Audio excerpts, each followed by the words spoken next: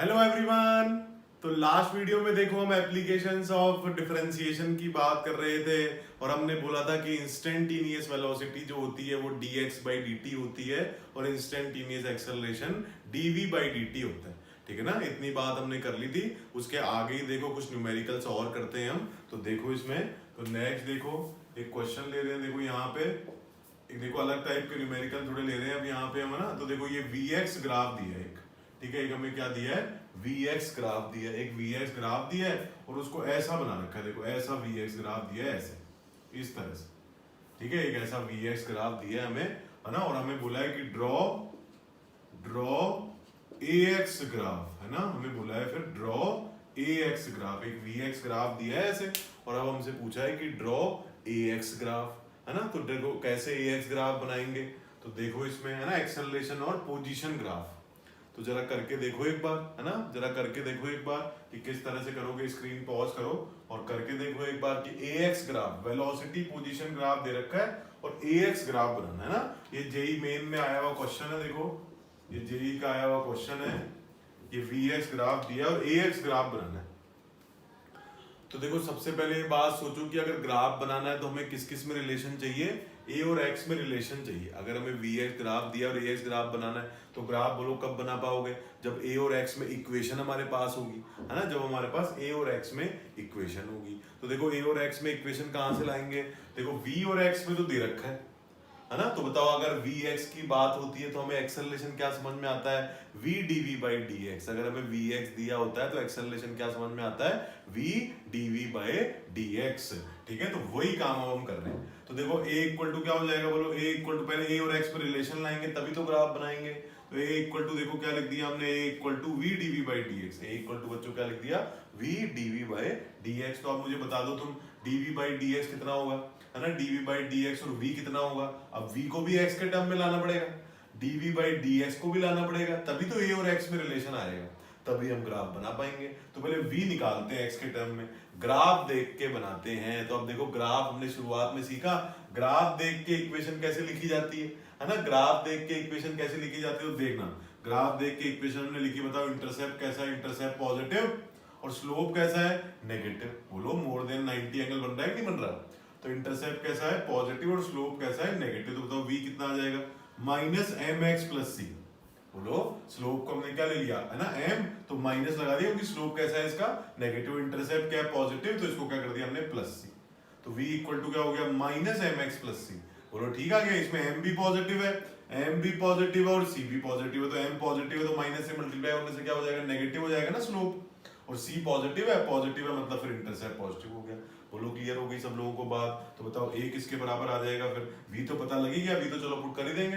अब a कैसे आएगा, बोलो a will be equal to v dv/dx। तो देखो अब dv/dx और लाना है, तो dv/dx और लाना है। तो बताओ dv/dx कैसे निकालोगे, dv/dx का मतलब क्या हो जाएगा, d/dx ऑफ -mx+c, है ना। dv/dx का मतलब क्या हो गया, d/dx ऑफ -mx+c। तो बोलो कितना हो गया, ये कितना हुआ, स्लोप -m हुआ, है ना। d/dx ऑफ -mx+c कितना हुआ, बोलो स्लोप -m हुआ। c का तो क्या हो जाएगा, 0 हो जाएगा, इसका -m हो जाएगा। बोलो क्लियर हो गई सब लोगों को बात। तो बताओ a कितना आ जाएगा, a will be equal to, v कितना है, बोलो -mx+c, और dv/dx बोलो कितना है, -m, तो ये -m। तो बताओ a कितना हुआ, a will be equal to, multiply करो, देखो इसको कितना हो जाएगा, m²x, है ना, -c/m। बोलो इसको मल्टीप्लाई किया हमने तो माइनस माइनस प्लस हो गए और ये कितना हो गया, -m/c हो गया। बोलो इतनी बात क्लियर हो गई। तो अब मुझे जरा बता दो, अगर अब मैं तुमसे पूछूं कि a और x में ग्राफ बना दो जी, a और x में ग्राफ बना दो जी, तो कैसा ग्राफ आएगा, a और x में ग्राफ कैसा आएगा, बोलो भाई।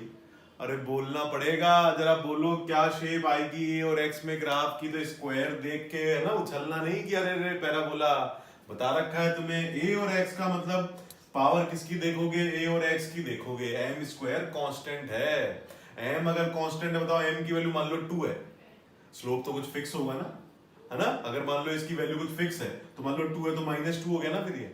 तो अब बताओ m की वैल्यू अगर 2 है तो फिर m² की वैल्यू 4 हो जाएगी कि नहीं, है ना। तो बताओ कांस्टेंट ही तो हुआ है। और c इंटू m, ये भी तो एक कांस्टेंट ही हुआ। अरे यार c फिक्स है, m फिक्स है, प्रोडक्ट भी तो फिक्स ही होगा, कांस्टेंट ही तो होगा।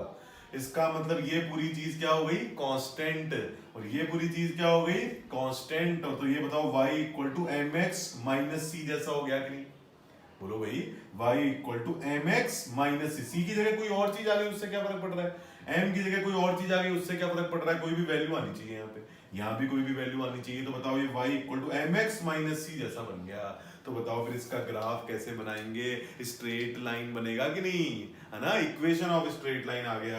ये बोलो कितना आ गया, ये आ गया equation of straight line, equation of straight line, equation of straight line. ये स्ट्रेट लाइन की इक्वेशन हमने बना दिया ना, ये इक्वेशन ऑफ स्ट्रेट लाइन हमने इसमें बना दिया। बोलो क्लियर हो गई बात। तो ये स्ट्रेट, अब बोलो ड्रॉ कर दोगे क्या इसको, बोलो ड्रॉ कर दोगे क्या इसको, तो देखो ड्रॉ करते हैं इसको, देखो ड्रॉ करते हैं। तो ये देखो ये a और ये बोलो क्या हो गया x, है ना, ये हो गया a और ये x। और बताओ इंटरसेप्ट कैसा हुआ, नेगेटिव, और स्लोप कैसा है, पॉजिटिव। तो इंटरसेप्ट नेगेटिव और स्लोप पॉजिटिव, ये देखो ऐसा बन गया, ठीक है, इंटरसेप्ट नेगेटिव और स्लोप कैसा हो गया, पॉजिटिव। तो ये ऐसा ग्राफ आ जाएगा।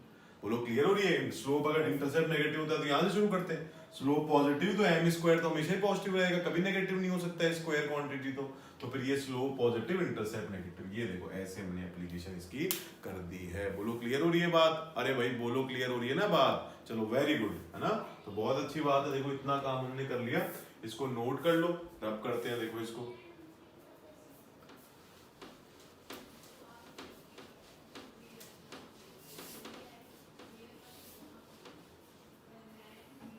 है ना। तो अब देखो अगला क्वेश्चन इसमें करते हैं, देखो है ना, नेक्स्ट क्वेश्चन करते हैं। तो नेक्स्ट क्वेश्चन देखो करते हैं, इसमें x इक्वल टू अगर हमें दिया हो, देखो ऐसे x इक्वल टू अगर हमें दिया रूट टी प्लस फोर, है ना, x इक्वल टू हमें दिया ऐसे रूट टी प्लस फोर, ऐसे इक्वेशन दे रखी है, ठीक है। x इक्वल टू क्या दे रखा है बच्चों, रूट टी प्लस फोर दे रखा है, ठीक है, रूट टी प्लस फोर।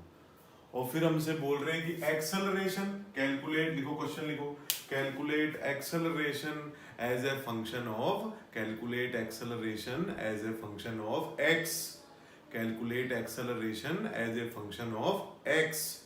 तो जरा बताएंगे acceleration as a function of x, solve करेंगे, एक बार पॉज करो, है ना। मैं चलो ऑप्शन भी लिख रहा हूँ, इसके ऑप्शन लिख रहा हूँ। देखो फर्स्ट ऑप्शन है minus one upon four X cube, second option है minus one upon two X cube, third option है minus one upon four X square, और फोर्थ ऑप्शन है minus one upon two X square, ठीक है। इस तरह से देखो ये ऑप्शन दिए हैं, और हमें acceleration as a function of x निकालना। अलग क्वेश्चन, थोड़ा सा सोचेंगे और फिर इसको जरा करेंगे एक बार सभी लोग स्क्रीन पॉज करके, कि acceleration as a function of x अगर हमने निकालना है तो उसको किस तरीके से हम सॉल्व कर सकते हैं, किस तरीके से इसको हम सॉल्व कर सकते हैं, ठीक है। तो जरा करेंगे देखो एक बार सब लोग। तो अब जरा देखना ध्यान से, ठीक है, जरा ध्यान से अब देखना। तो अब देखो, है ना, तो बताओ अब x के टर्म में तो हमें तो एक्सेलरेशन तो dv बाई dt या तो समझ में आता है, या v dv बाई dx समझ में आता है ना, या तो a dv बाई dt होता है, या a equal to v dv by dx होता है ना। तो जरा देखते हैं इसको। तो पहले तो चलो एक बार डिफरेंशिएट तो करना ही पड़ेगा, v तो निकालना ही पड़ेगा। तो dx में दो मेथड देखो हम कर रहे हैं, दो मेथड कर रहे हैं, देखो एक मेथड वन, दो मेथड से इसको देखो कर रहे हैं। तो v इक्वल टू हमने क्या लिख दिया, dx बाय dt। तो बताओ v इक्वल टू कितना आ जाएगा, d by dt of dx का मतलब कितना हो गया, root t plus four, x का मतलब कितना हो गया, रूट t प्लस फोर। बोलो क्लियर हो गई बात। तो बताओ अब यहां से कितना हो जाएगा इसका differentiation, one upon two root t plus four. बोलो इसका डिफरेंशिएशन क्या हो जाएगा, रूट x का डिफरेंशिएशन बोलो क्या होता है, one upon two root x होता है। और जिसको x मानते हो, जिसको x मानते हो उसका डिफरेंशिएशन दोबारा से मल्टीप्लाई करते हो, जिसको x मानते हो उसका डिफरेंशिएशन दोबारा से मल्टीप्लाई करते हो। तो बताओ इसका डिफरेंशिएशन तो वन ही आ जाएगा। ये देखो ये t ये भी t है ना, तो डिफरेंशिएशन तो इसका क्या आ जाएगा, वन ही आ जाएगा। तो उसको लिखने की तो हमें जरूरत नहीं है, ठीक है। तो ये v in terms of time आया, क्या आया बच्चों, v in terms of time आया। पर हमें जो आंसर निकालना है एक्सेलरेशन का, वो किसके फॉर्म में निकालना है, x के टर्म्स में निकालना है। हमें जो आंसर निकालना है उसको किसके टर्म्स में निकालना है, x के टर्म्स में निकालना है। तो देखो अगर हमने टाइम यहीं से हटा दें, अगर हम टाइम हटा ही दें यहाँ से, तो फिर टाइम नहीं बचेगा, x के फॉर्म में आ जाएगा। तो फिर हम एक्सेलरेशन को भी x के फॉर्म में निकाल सकते हैं, है ना। अगर हम इसमें से टाइम की टर्म रिमूव कर दें, अगर टाइम की टर्म इसमें से हटा दें, है ना, टाइम की टर्म अगर हम इसमें से हटा दें, तो फिर v x के टर्म में आ जाएगा।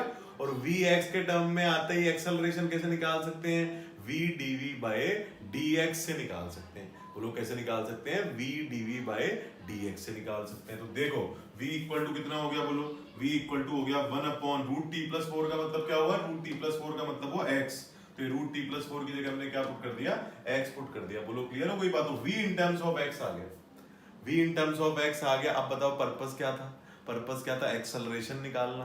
तो एक्सेलरेशन कैसे निकालेंगे, बोलो एक्सेलरेशन निकालने के लिए इसको क्या कर दोगे, फिर से डिफरेंशिएट कर दोगे। पर dv बाई dx नहीं होता एक्सेलरेशन, एक्सेलरेशन क्या होता है, या तो dv बाई dt होता है, या v dv बाई dx होता है, या फिर d2x बाय dt स्क्वायर होता है। ठीक है, तो हम v in terms of x दिया है तो कौन सा यूज करें, बोलो ये वाला यूज करें। बोलो तो dv बाई dx कैसे आएगा, उसको v से मल्टीप्लाई कर देंगे। तो बताओ v तो आ ही चुका है, तो dv बाई dx बोलो कितना होगा, dv बाई dx, तो d by dx of 1/2x। ठीक है, तो अब बताओ मुझे जरा इसका डिफरेंशिएशन बताओ, है ना। अब मुझे जरा इसका डिफरेंशिएशन बता दो कि इसका डिफरेंशिएशन क्या होगा।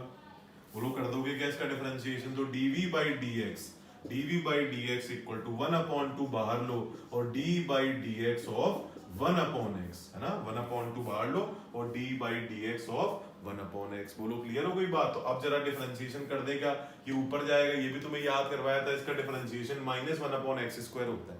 1/x का डिफरेंशिएशन क्या होता है, -1/x²। बोलो x को ऊपर लेके जाओगे पावर -1 बन जाएगी, है ना, और nx n-1 हो जाएगा, है ना। x को ऊपर लेके जाओगे पावर क्या बन जाएगी, -1, और nx n-1 हो जाएगा। तो देखना आप ध्यान से, तो dv बाई dx की वैल्यू कितनी हो गई, बोलो 1/2, और ये कितना हो जाएगा -1/x²। बोलो कर लोगे ना, x पावर -1 nx n-1, तो dv बाई dx की वैल्यू कितनी आ गई, बोलो dv by dx equal to आ गया -1/2x²। dv बाई dx की वैल्यू बोलो बच्चों क्या हो जाएगी, -1/2x² हो जाएगी। बोलो सबको क्लियर है इतनी बात, चलो भाई ठीक है। तो फिर a कितना हो जाएगा, बोलो a will be equal to v dv by dx, a will be equal to v dv by dx। तो बताओ v की वैल्यू कितनी है, v की वैल्यू कितनी है, बताओ v की वैल्यू कितनी है, v देखो ये रहा, ये देखो ये रहा v, तो v की वैल्यू कितनी है 1/2x, तो v की वैल्यु देखो कितनी हो गई 1/2x। और dv बाई dx की वैल्यू कितनी हो गई, dv बाई dx निकाला तुमने अभी, कितना आया ये -1/2x²। कितना आ गया, बोलो dv बाई dx की वैल्यू ये आ गई, और v की वैल्यू क्या हो गई, v की वैल्यू ये आ गई, v की वैल्यू कितनी है 1/2x। तो a कितना आ गया, a will be equal to -1/4x³ आ गया। बोलो a की वैल्यू कितनी आ गई, -1/4x³ आ गई। ठीक है, तो आंसर क्या आ गया, बोलो फर्स्ट ऑप्शन आ गया। ठीक है, आंसर क्या आ गया, बोलो फर्स्ट ऑप्शन आ गया। ठीक है, तो फर्स्ट ऑप्शन देखो आंसर आ गया, तो a इक्वल टू कितना हो जाएगा -1/4x³ हो जाएगा। ठीक है, तो इतनी बात सभी लोगों को समझ में आ गई, है ना। तो dv बाई dx और ये a इक्वल टू -1/4x³। ठीक है, तो बात समझ में आ गई ना सब लोगों को। तो अब देखो हमने क्या किया, हमने हिंट कहाँ से मिला इसका, हमें हिंट कहाँ से मिला इसका, इसका हिंट मिला हमें, हमने बोला चलो ठीक है एक्सेलरेशन तक पहुंचना है तो पहले v तो लाना ही पड़ेगा, तो v लेके आ गए। ठीक है, v लेके आ गए, उसके बाद हमसे बोला कि एक्सेलरेशन निकालो, तो एक्सेलरेशन निकालो, हमने बोला ऑप्शन तो x के टर्म्स में है, तो क्यों ना इस t को यहाँ से हटा दिया जाए, क्यों ना इस t को यहाँ से हटा दिया जाए। तो इसको हटाने के लिए हमने ऐसा दे रखा था क्वेश्चन में कि √t+4 की वैल्यू क्या है, x है, तो √t+4 की जगह हमने क्या पुट कर दिया, x।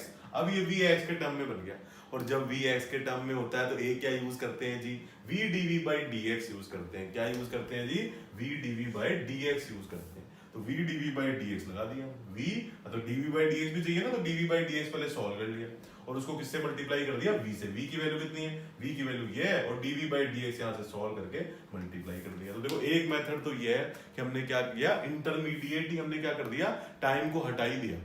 ठीक है, पर मान लो एक क्लिक नहीं की बात, हमने बोला कि हम तो फिर t दे रखा है, हम तो एक बार करेंगे डिफरेंशिएट टाइम के रेस्पेक्ट में, और फिर दोबारा टाइम के रेस्पेक्ट में करेंगे, है ना, 2 बार टाइम के रेस्पेक्ट में करेंगे, वो भी तरीका है, उससे भी हो जाएगा। देखो है ना, तो डिपेंड करता है, देखो क्या सिचुएशन बनी, क्या चीज क्लिक की, उससे भी हो जाएगा। देखो करते हैं उससे भी, है ना, मैं रब कर रहा हूँ, देखो इतना नोट कर लो, मेथड 2 करते हैं इसका।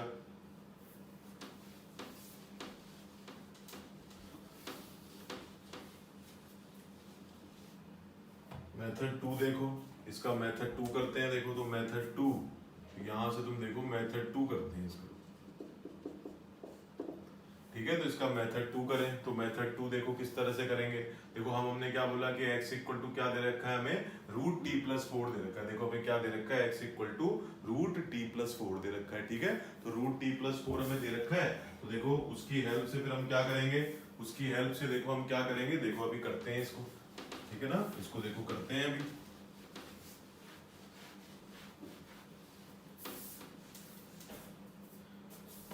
तो देखो यहां से पहले हमने क्या बोला कि v की वैल्यू क्या हो जाएगी, dx बाई dt हो जाएगी। तो v की वैल्यू क्या हो जाएगी, dx बाई dt। तो इसको डिफरेंशिएट करते हैं, तो इसको डिफरेंशिएट करते हैं। देखो d by dt of root t plus 4, d by dt of root t plus 4, बोलो हो जाएगा, है ना। तो d बाई dt तो बताओ v तो आ ही जाएगा 1/2 root t plus 4, v equal to कितना हो जाएगा 1/2 रूट टी प्लस 4, सही है।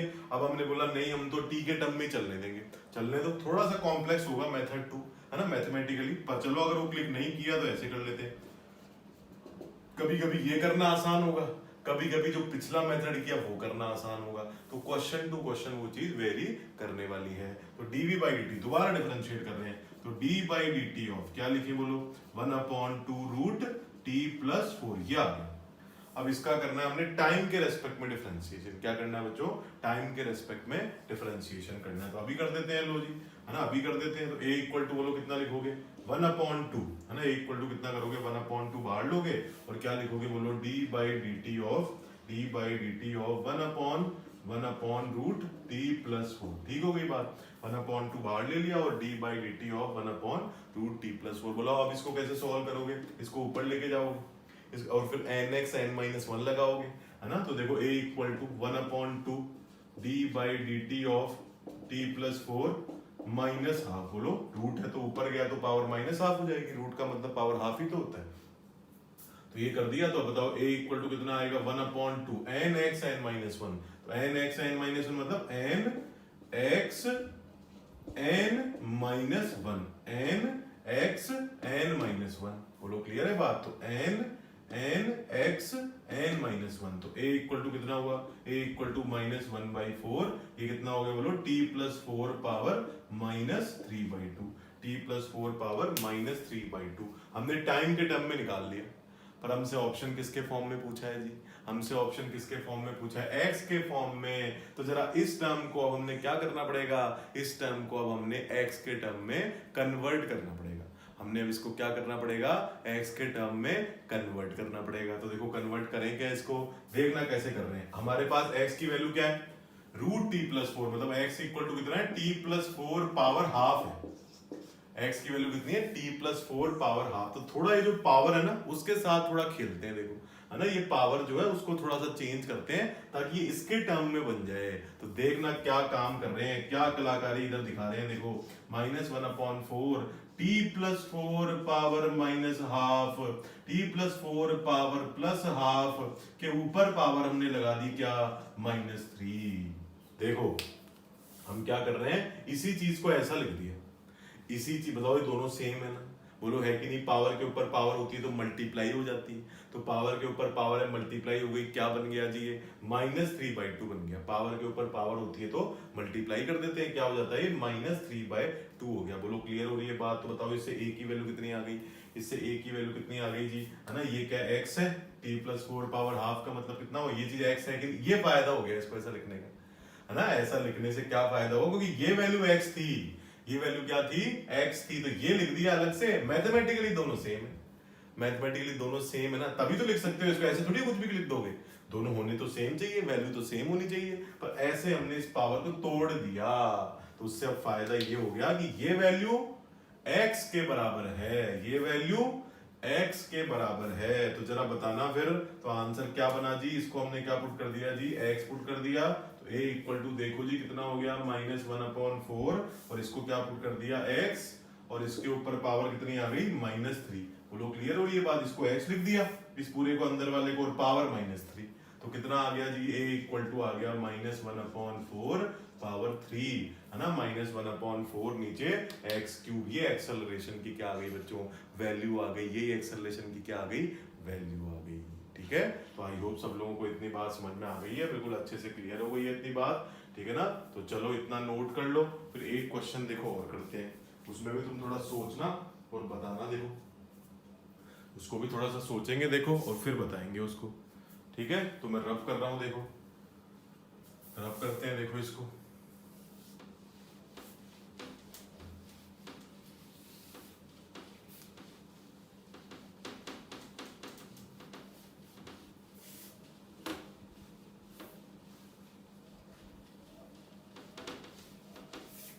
तो देखो नेक्स्ट क्वेश्चन देखो, है ना, नेक्स्ट क्वेश्चन हम ले रहे हैं, देखो इसमें नेक्स्ट क्वेश्चन ले रहे हैं, देखो इसमें हम, तो देखो नेक्स्ट क्वेश्चन देखो इसमें x इक्वल टू, है ना, देखो नेक्स्ट दिया है हमने, इस तरह से इक्वेशन दी है, x equal to a sine omega T. ये ओमेगा टी पूरा क्या है, एंगल के अंदर है ना, साइन के अंदर है पूरा, ओमेगा है ना, बताया था शुरू में, ओमेगा बोलते हैं इसको, डब्ल्यू नहीं बोलते, क्या बोलते हैं इसको, ओमेगा बोलते हैं। ये डायमेंशन के टाइम हमने पढ़ा भी था, है ना। तो A sine omega T, position particle की ऐसी दे रखी है ना, साइन कॉस के टर्म में दे रखी, कैपिटल ए भी एक कांस्टेंट है और ओमेगा भी क्या है, एक कांस्टेंट है। लिख लो चाहे यहाँ पे capital A and omega are constants, capital A and omega are constants, and t represents time and small t represents time and x represents position. T represents time and x represents position, ठीक है। तो फिर लिखो next line में, then the correct relation is, next line में लिखो then the correct relation is. तो देखो फर्स्ट हमें दिया है option a equal to omega x, second हमें दिया a equal to minus omega square x, third हमें दिया a equal to omega square x, fourth हमें दिया a equal to minus omega x. ये ऑप्शन बच्चों में दिए हैं, ठीक है ना, ये ऑप्शन हमें दिए हैं और हमें इसमें सॉल्व करना है। तो जरा एक बार सब लोग अच्छे से सॉल्व करेंगे, स्क्रीन पॉज करेंगे और देखेंगे कैसे आएगा। इतनी बात क्वेश्चन में समझ गए ना कि ओमेगा कांस्टेंट है और ए भी कांस्टेंट है ना, और ये ओमेगा टी पूरा साइन के अंदर है, ये ओमेगा टी पूरा ही साइन के अंदर है ना। तो जरा करेंगे एक बार सब लोग,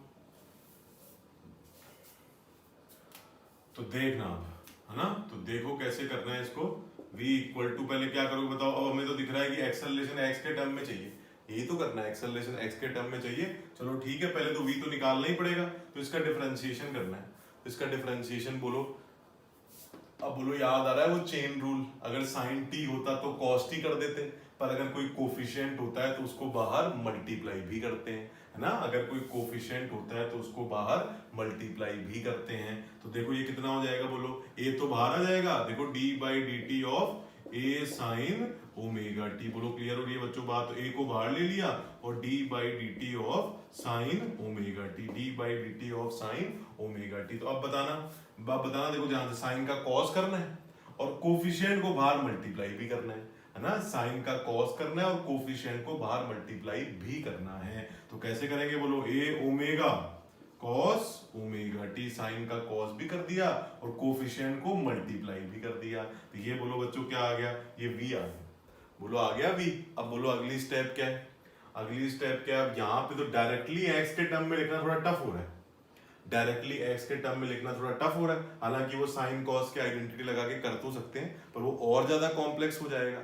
है ना। तो अननेसेसरी हम क्यों करें वो काम, ऐसा करते हैं इसको यहीं पे एक बार और टाइम के रेस्पेक्ट में डिफरेंशिएट कर देते हैं। x के टर्म में ऑप्शन दिख तो रहे हैं, फिर आखिरी में देखेंगे उसको x के टर्म में कैसे कन्वर्ट करना है। पहले तो हम देखो चलो टाइम के टर्म में चलने देते हैं उसको, तो टाइम के टर्म में चलने देते हैं। देखो तो a की वैल्यू कितनी हो जाएगी, a will be equal to dv by dt हो जाएगी, a की वैल्यू बच्चों कितनी हो जाएगी, dv बाय dt हो जाएगी। तो देखो कितना हो जाएगा, d by dt of a omega cos omega t, d by dt कितना हो जाएगा, a omega cos omega t। बोलो क्लियर हो रही है बात। तो बताओ यहाँ से a की वैल्यू कितनी आ गई, a विल बी इक्वल